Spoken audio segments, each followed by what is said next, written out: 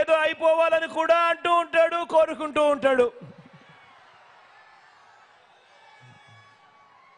రాళ్ళు వేయండి, అంతం చేయండి అని కూడా పిలుపునిస్తా ఉంటాడు ఈ పెద్ద మనిషి.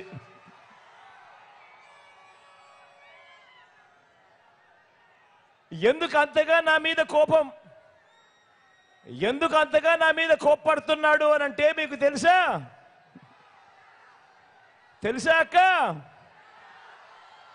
తెలుసా చెల్లెమ్మా? ఎందుకు అంతగా చంద్రబాబు నాయుడుకి నా మీద కోపమో? ఎందుకంటే నేను చంద్రబాబును అడగకూడని ప్రశ్న అడిగా. అడగకూడని ప్రశ్న చంద్రబాబు నాయుడు గారిని అడిగా. అదేమిటో తెలుసా? బాబు బాబు బాబు బాబు చెరువులో కొంగ మాదిరిగా చేపలను తినేందుకు ఎదురు చూస్తూ ఇంకో పక్క జపం చేస్తా ఉన్నట్టుగా నటిస్తావెందుకయ్యా కొంగ కొంగ జపాలు చేస్తూ అని అడిగా. ఇలా అడగడం తప్ప? అడగడం తప్పవా? అడగడం తప్ప తమ్ముడు?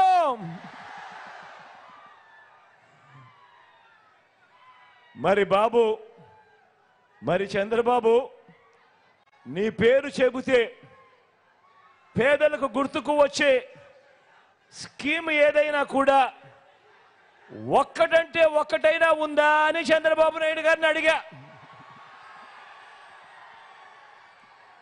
నీ పేరు చెబితే పేదలకు గుర్తుకొచ్చే ఒక్కటంటే ఒక్క మంచైనా ఉందా అని చంద్రబాబు నాయుడు గారిని అడిగా. ఆయన చేసిన మంచి ఏ పేదలకు గుర్తుకు రాకపోగా చంద్రబాబు పేరు చెబితే మాత్రం గుర్తుకొచ్చేటివి ఏమిటో తెలుసా?